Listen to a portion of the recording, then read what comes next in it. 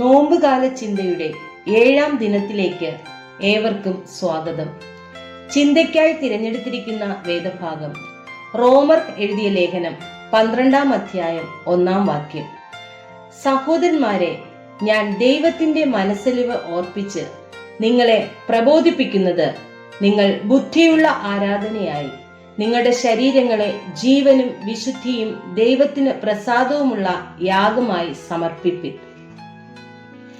ക്രിസ്തീയ ജീവിതത്തിൽ ഏറ്റവും അത്യാവശ്യമായ സമർപ്പണത്തിന് അപ്പോസ്തലനായ പൗലോസ് അതിശ്രേഷ്ഠമായ ഒരു നിർവചനമാണ് തന്നിരിക്കുന്നത്. തന്റെ രൂപത്തിലും സാദൃശ്യത്തിലും ദൈവം സൃഷ്ടിച്ച മനുഷ്യൻ തന്നെപ്പോലെ തന്നെ വിശുദ്ധനായിരിക്കണം എന്നാണ് ദൈവത്തിന്റെ പ്രതീക്ഷ. ദൈവത്തിന് പ്രസാദമുള്ള സമർപ്പണം എന്നാൽ നമ്മെ ജീവനും വിശുദ്ധിയുമുള്ള വസ്തുവായി ദൈവസന്നിധിയിൽ കാഴ്ചവെക്കണം. പാപത്തിൽ മുഴുകി ജീവിക്കുന്ന മനുഷ്യനെ കുറിച്ച് ദൈവം പറയുന്നത് ഇപ്രകാരമാണ്: നിങ്ങളുടെ കൈ രക്തം കൊണ്ട് നിറഞ്ഞിരിക്കുന്നു എന്നത്രേ. കഴുകി വെടിപ്പാക്കുവാൻ, പ്രവൃത്തികളുടെ ദോഷത്തെ നീക്കിക്കളവാൻ, തിന്മ ചെയ്യുന്നത് മതിയാക്കുവാൻ, നന്മ ചെയ്യുവാൻ പഠിപ്പാൻ ദൈവം നമ്മെ യെശയ്യാ പ്രവാചകനിൽ കൂടി ആഹ്വാനം ചെയ്യുന്നു. അതിന് ഒരു വലിയ വാഗ്ദത്തം യേശു തമ്പുരാൻ തരുന്നുമുണ്ട് നമുക്ക്. നിങ്ങളുടെ പാപങ്ങൾ കടും ചുവപ്പായിരുന്നാലും ഹിമം പോലെ വെളുപ്പിക്കും, രക്താംബരം പോലെ ചുവപ്പായിരുന്നാലും പഞ്ഞി പോലെ ആയിത്തീരുമെന്ന് യെശയ്യാ പ്രവാചകന്റെ പുസ്തകം 1-ാം അധ്യായം 18-ാം വാക്യത്തിൽ നമുക്ക് കാണുവാനായിട്ട് കഴിയും. ചെളിയിൽ മാത്രം കിടക്കുന്ന പന്നികളെ പോലെ എന്നും ദുർമാർഗത്തിൽ മാത്രം കഴിയുന്നവർക്ക് വിശുദ്ധ ജീവിതം എന്തെന്ന് മനസ്സിലാക്കാൻ പ്രയാസമാണ്. ധ്രുവപ്രദേശത്ത് ജീവിക്കുന്ന ഹിമം പോലെ വെള്ള നിറമുള്ള ഒരിനം മുയലുകളുണ്ട്. അവയുടെ ഏറ്റവും വലിയ സ്വഭാവമേന്മ എന്താണെന്ന് ചോദിച്ചാൽ അതിന്റെ വെള്ള രോമത്തിൽ ചെളി പുരളുവാൻ അത് ഒരിക്കലും അനുവദിക്കുകയില്ല എന്നതാണ്. ഇതിനെ വേട്ടയാടുന്നവർ ഉപയോഗിക്കുന്ന ഒരു സൂത്രമുണ്ട്. സന്ധ്യയാകുന്നതിന് മുമ്പ് ഈ മുയലുകൾ പാർക്കുന്ന കുഴികളുടെ മുമ്പിൽ അവർ ചെളി കൊണ്ടുവന്ന് നിരത്തിയിടും. ഭക്ഷണം കഴിഞ്ഞ് കൂട്ടമായി വരുന്ന മുയലുകൾ ചെളിയിൽ ചവിട്ടുകയില്ല.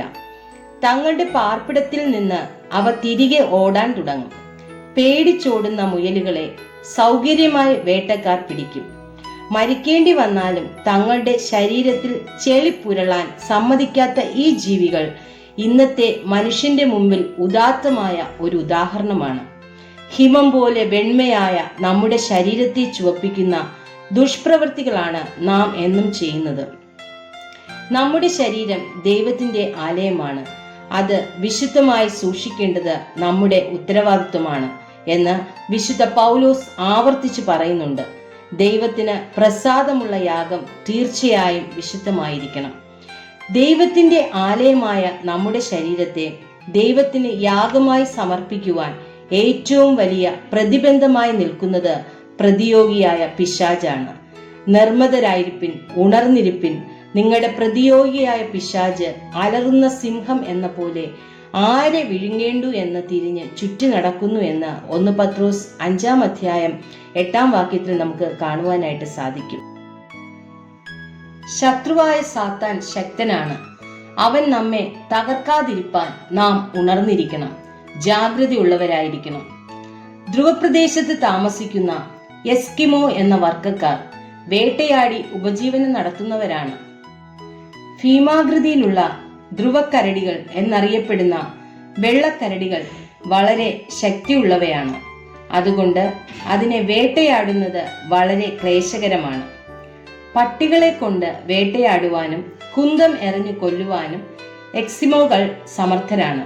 പക്ഷേ ഈ 2 രീതിയായാലും വെള്ളക്കരടിയുടെ വിലയേറിയ തൂകൽ കീറിപ്പോകും എന്നതാണ് പ്രശ്നം. അതിന് എസ്കിമോകൾ ഒരു മാർഗം കണ്ടുപിടിച്ചു. ആ വേട്ട സമ്പ്രദായം ആണ് ഇപ്പോൾ പരക്കെ ഉപയോഗിക്കുന്നത്. വളരെ മൂർച്ചയുള്ള ഇരുവായ് തലയുള്ള ഒരു നല്ല കത്തിയിൽ രക്തം പുരട്ടി ഉണക്കിയിട്ട് കത്തിയുടെ പിടി താഴെയായി അത് മഞ്ഞിൽ ഒളിച്ചു വയ്ക്കും.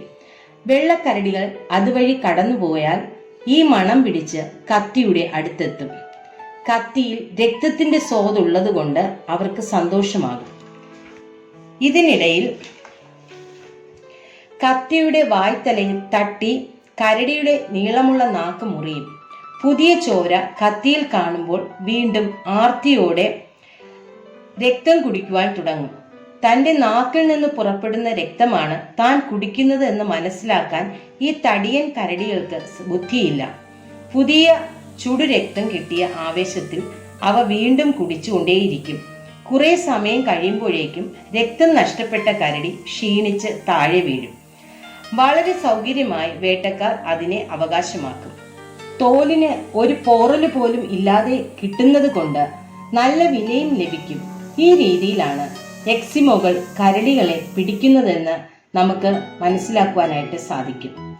ഇന്ന് നമ്മുടെ നാട്ടിലെ യുവാക്കൾ പ്രതിയോഗിയായ പിശാചിന്റെ പിടിയിലാകുന്നത് ഓർത്തുപോയി ഈ സംഭവം അറിഞ്ഞപ്പോൾ.